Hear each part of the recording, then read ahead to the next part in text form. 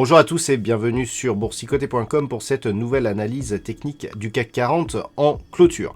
Avec une séance qui restera dans les mémoires puisqu'après une ouverture sur un fort gap baissier, cette bougie s'est inscrite totalement à l'extérieur des bandes de Bollinger dans une phase de reprise du mouvement baissier très volatile qui valide donc la poursuite de la crise du coronavirus. Et donc au terme de cette séance, le CAC 40 qui clôture à 4707,91 perd 8,39% par rapport à la clôture de la séance de vendredi. Donc clairement, il s'agit d'une accélération que l'on avait pressentie un vendredi soir. Je vous indiquais que la rupture ici des 5197, c'est dur à dire, on était encore au-dessus de 5000, avait été cassée et que ça ouvrait de nouvelles perspectives baissières. Je donnais naïvement la zone ici des 5004.93 qui représentait la première extension de Fibonacci ici de la précédente phase de rebond technique.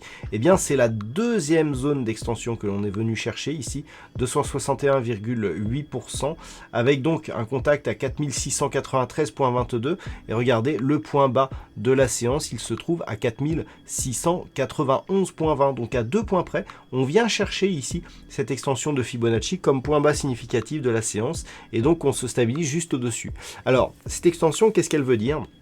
On ne la donne pas souvent. En général, les extensions de Fibonacci, on donne la première extension parce que c'est, je dirais, l'objectif normal ici d'une poursuite de mouvement.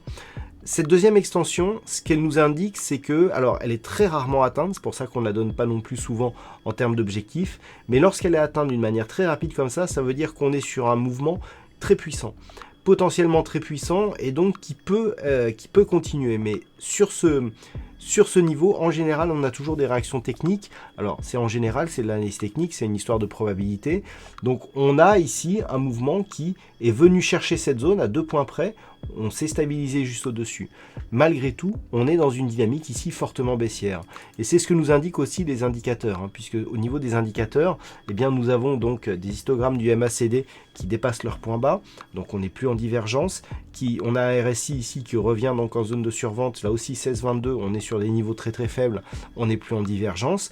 Et donc, on a des volumes extrêmement plus forts que la moyenne, on a des volumes presque 2 fois supérieurs au volume moyen sur les 20 dernières séances. Et plus du double des séances, je dirais, classiques que l'on peut avoir sur le CAC 40 en phase neutre ou calme. Et le fait d'avoir ici ces forts volumes, cette dynamique fortement baissière, on commence à arriver ici dans une phase d'excès. Donc, je pensais au début de la séance que l'on pourrait assister à une phase de capitulation, mais pas du tout.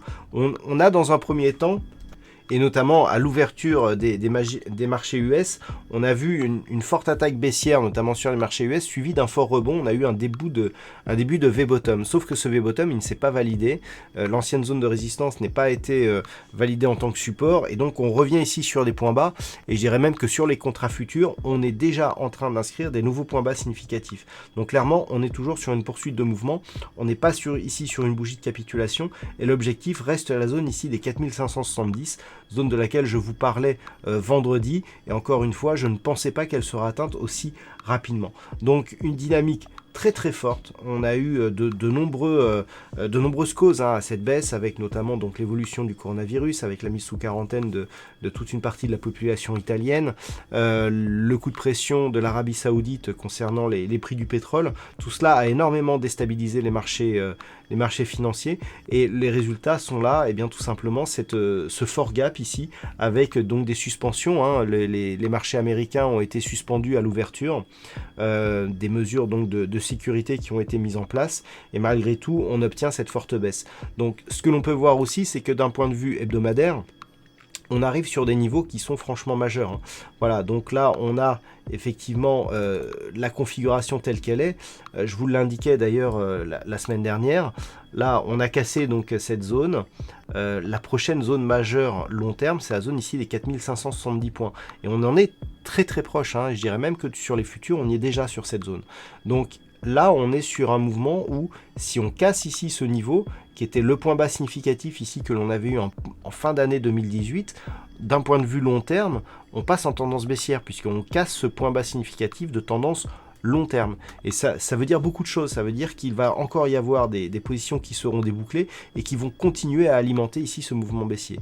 Alors comme je vous l'ai mis sur mon analyse daily écrite, on ne parle plus de support et de résistance à ces niveaux, puisqu'on est sur des telles phases de volatilité que les niveaux horizontaux, et on le voit d'ailleurs sur ces deux niveaux, ils ne sont plus autant significatifs que dans des phases, je dirais, techniques. Là, on est entré, depuis ce vendredi, clairement dans une phase de panique, et au niveau des points bas, on a donc un objectif technique ici qui se situe à 4570 points, et ensuite, eh bien, c'est au niveau ici des 3980 points que l'on a des zones techniques, donc on s'en réfère désormais là sur les points horizontaux. Alors on peut les regarder.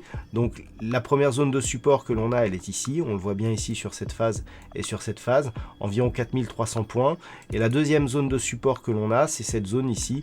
On avait quasiment eu ici un double bottom qui avait lancé ici une dynamique qui avait donc retourné la tendance, et donc cette zone elle est aux alentours des 3970 points. Ce sont les prochaines zones majeures de support que l'on pourra peut-être éventuellement guetter demain si on continue à descendre. Vous voyez comment la configuration hebdomadaire ici, elle est vraiment extrême, on est vraiment sur une grosse phase baissière. Alors si on revient maintenant sur du daily, clairement on est dans une phase excessive, mais qui ne nous donne aucune piste d'un possible retournement. Donc on est sur des phases de marché totalement incontrôlables, et si vous regardez ces marchés pour investir ou pour trader, c'est vraiment pas le moment de rentrer, parce qu'on ne peut pas savoir effectivement comment vont se comporter les marchés. On commence à arriver dans des comportements tout à fait irrationnels, et on peut s'attendre à une forte volatilité si certaines réponses ne sont pas données aux questions qui ont amené justement à cette baisse. Donc pour demain, ce que l'on surveillera, eh bien, c'est les zones techniques majeures. Les zones techniques majeures, on en a quelques-unes. Donc on a cette zone ici des 4570 points. En cas de cassure baissière de ce niveau, eh bien, on aura des niveaux inférieurs qui définiront donc les prochaines zones de support. À la hausse, plusieurs zones sont possibles. Alors on a cette zone ici des 4930 points, et puis cette zone ici des 5087, mais d'un point de vue moyen terme, c'est vraiment cette zone-ci, là, cette zone des 5220 points, 5233, pardon, qui, si les cours rebondissent, pourront nous donner le signal d'un éventuel retournement. Cette zone donc qui a été support lors de la précédente phase de baisse, eh bien, ce n'est que lorsqu'elle sera cassée ici en tant que résistance, ou tout du moins testée, qu'elle nous donnera des informations sur un potentiel retournement. Donc clairement, pas grand chose à dire au final de cette configuration. On est dans une phase clairement excessive. Rappelez-vous ici qu'on avait commencé à marquer des gaps. On avait déjà détecté le fait que ce mouvement pouvait être puissant. On a eu un rebond technique très faible. C'était aussi un élément qui me faisait dire qu'on pouvait aller beaucoup plus bas. Là, on a gap.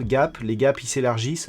On est, à mon sens, pas loin d'une phase de capitulation, mais qui n'a pas encore été donnée.